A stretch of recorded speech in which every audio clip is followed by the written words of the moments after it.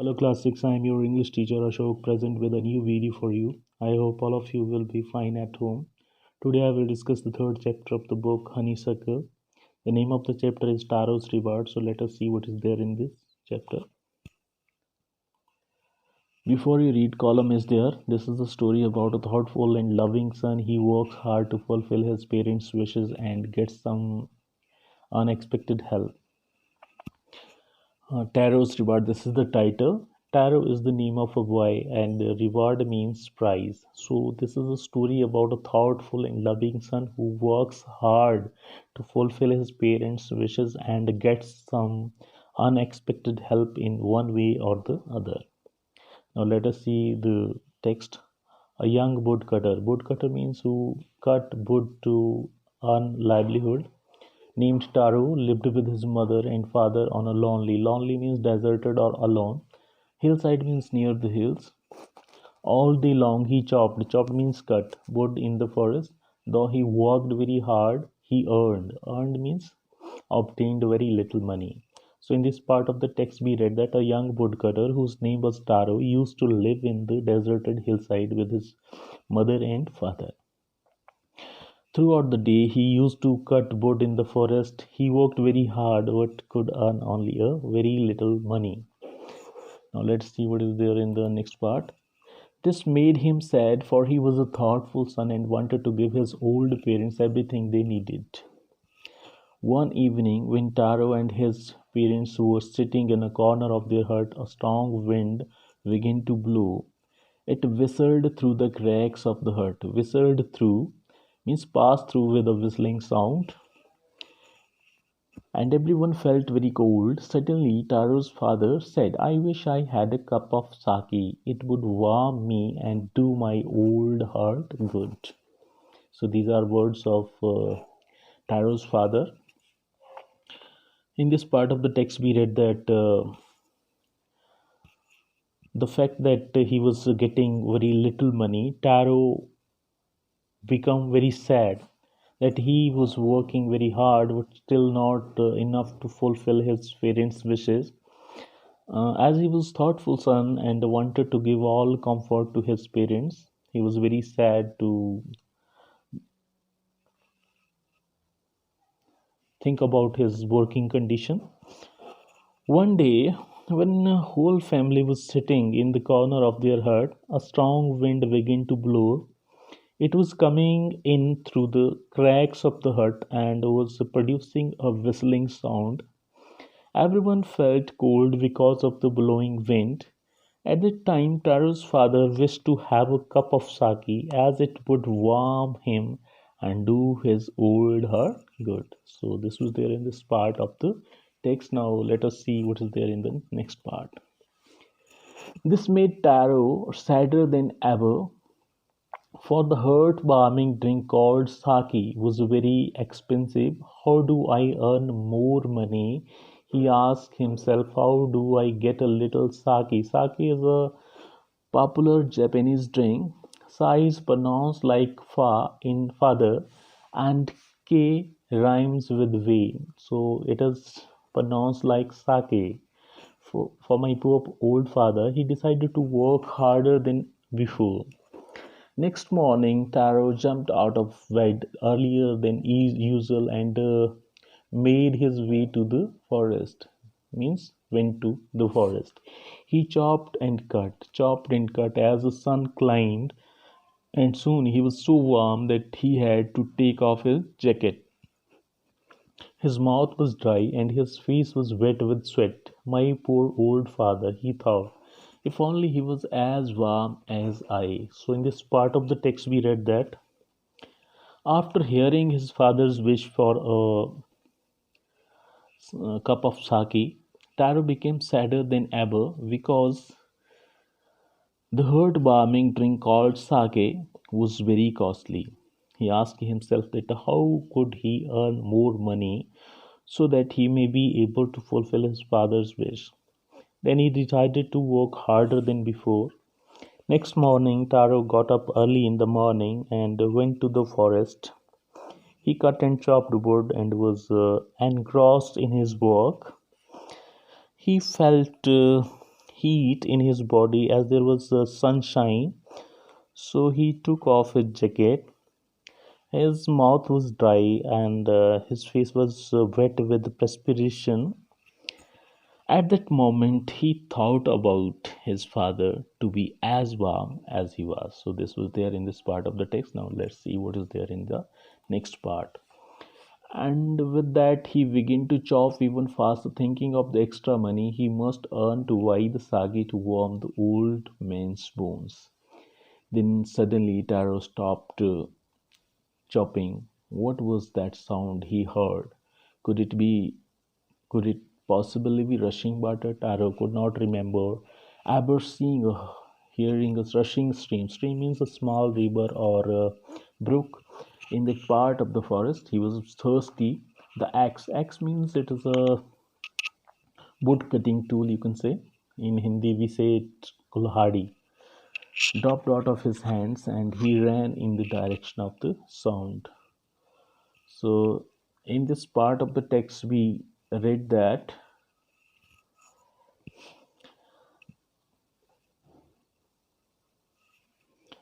after thinking about his father, he began to chop even faster to earn extra money to buy the costly drink for his father to make his body hurt and wounds warm. Then Taro stopped to cut the wood as he heard the sound of rushing water nearby. He was not aware of the fact that there was a stream in that part of the forest. He was thirsty also and he dropped his wood cutting tool axe and went in the direction from where the sound of rushing water was coming. So this was there in this part of the text. Now let us see what is there in the next part. Taro saw a beautiful little waterfall hidden behind a rock, kneeling at place where the water flowed quietly. Kneeling means went over knees. Quietly means without making noise. He cupped a little in his hands and put it into his lips. Cupped means to took water in his cup like palms. Was it water or was it sake? He tasted it again and again, and always it was the delicious sake instead of cold water. Taro quickly filled the pitcher. Pitcher means pot he had with him and hurried home. The old man was delighted, means very happy with the sake. So in this part of the text, we read that Taro saw a beautiful waterfall which was hidden behind a rock. He went over his knees down where water was flowing quietly. He took some water in his cup like palms and tasted it. To his surprise, it was tasting like the expensive drink sake. He tasted again and again to find out that it was true or his illusion, but it was sake instead of cold water. Taro at once filled the pot which was with him and went to home in a hurry. He gave this drink to his old father, who became very excited and delighted to have such a drink, sake. So, this is there in this part of the text. Now, let us see the next part. After only one swallow of the liquid, he stopped shivering and did a little dance in the middle of the floor. That afternoon, neighbor stopped by for a visit. Taro's father politely offered her a cup of sake. The lady drank it greedily and thanked the old man. Then Taro told her the story of the magic waterfall, thanking them for the delicious drink. Delicious means very tasty. She left in a hurry. By nightfall, she had spread the story throughout the whole village. So, in this part of the text, we read that after swallowing only little sake, Taro's father stopped trembling and did a little dance in the middle of the floor. That afternoon, a neighbor came in their home. Taro's father offered her a cup of sake. The lady drank it greedily and thanked him for having such a great drink. Taro told her the story of magic waterfall in the forest. Then she left from their hut in a hurry and spread the story of magic waterfall throughout the whole village. So this was there in this part of the text. Now let us see the next part. That evening, there was a long procession of visitors to the woodcutter's house. Each man heard the story of the waterfall. Procession means a large group of persons or something else. Each man heard the story of the waterfall and took a sip of the sake. In less than an hour, the pitcher was empty. After hearing the story of Magic Waterfall, a large group of people of the village visited Taro's house. They all heard the story of Magic Waterfall and took a sip of sake. Within 1 hour, pot was empty. So this was there in this part of the text. Now let us see the next part. Next morning, Taro started for work. Even earlier than the morning before, he carried with him the largest pitcher he owned, for he intended first of all to go to the waterfall. When he reached it, he found to his great surprise all his neighbors there. They were carrying pitchers, jars, buckets, anything they could find to hold the magic sake. Then one villager knelt and held his mouth under the waterfall to drink. He drank again and then shouted angrily, "Water, nothing but water." Others also tried, but there was no sake, only cold water. So, in this part of the text, we read that the very next morning, Taro started for work even earlier than before. He carried with him the largest pot he possessed, as he planned to fill it with sake from the waterfall. First, when he reached there, he was surprised to find all his neighbors there already. They were with pitchers, jars, buckets, or other kinds of containers to hold sake. Then one of them knelt and tasted the drink.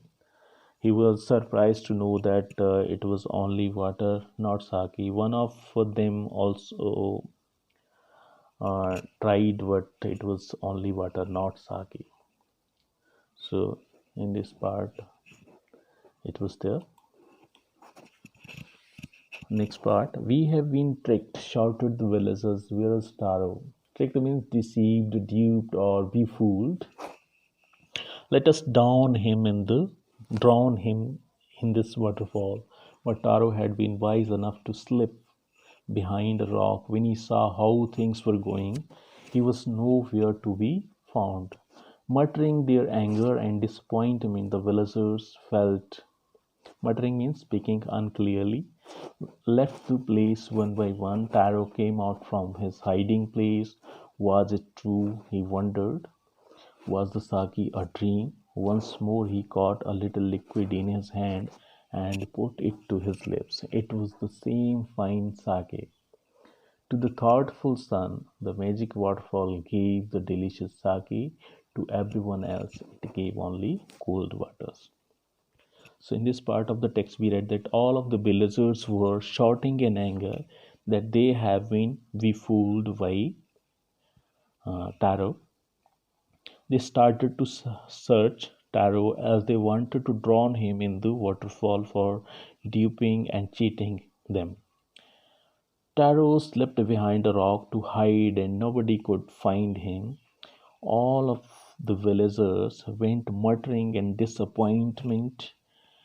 Then Taro came out from his hiding place and tasted the water to find out the reality of the drink. For him it was sake, because he was thoughtful son who wanted to fulfill his parents' wishes. To others, this waterfall gave only cold water because they were all greedy. So this was there in this part of the text. Now let us see the next part of the text. The story of Taro and his magic waterfall reached the Emperor of Japan. He sent for means called, the young woodcutter and rewarded him with 20 pieces of gold for having been so good and kind. Then he named the most beautiful fountain in the city after Taro. This, said the emperor, was to encourage all children to honor and obey their parents. So the story of Taro and his magic waterfall reached to the Emperor of Japan. He called the young woodcutter Taro and rewarded him with 20 pieces of gold for having been so good and kind. He gave Taro's name to one of the beautiful fountains in the city. He said that Taro was rewarded to encourage all children like him to honor and obey their parents. So this was there in this part of the text. So in this way we have discussed the whole story. It is a Japanese story and it is retold here in this book, The Honeysuckle. So now let us see the difficult words meaning which were there in this story. Deserted or alone. This is called lonely, chopped, cut, earned, obtained, thoughtful, absorbed in thought, blue, caused to move, sadder, all the more unhappy, expensive, costly, sweat, moisture exuded through the pores of skin, or it is called perspiration also. Extra, additional, rushing, flowing swiftly, stream in spring or small brook, X the woodcutting tool, hidden, concealed, kneeling, bending on knees, delicious, tasty, delighted, very happy, picture means spot, shivering, trembling with cold, swallow, eat or drink quickly, politely, gently, greedily, with greed, magic, having supernatural powers, in a hurry, hastily, owned means possessed, intended means wished, knelt, went forward, tricked, duped, or befooled, muttering, speaking in a low voice, grumbling, make rumbling sound, disappointment, sadness, or displeasure, sent for, called out, encourage, give support, confidence, or hope to someone, honor means respect. So these were some of the words which might be difficult for you. That's all for today. Thank you. Have a nice day.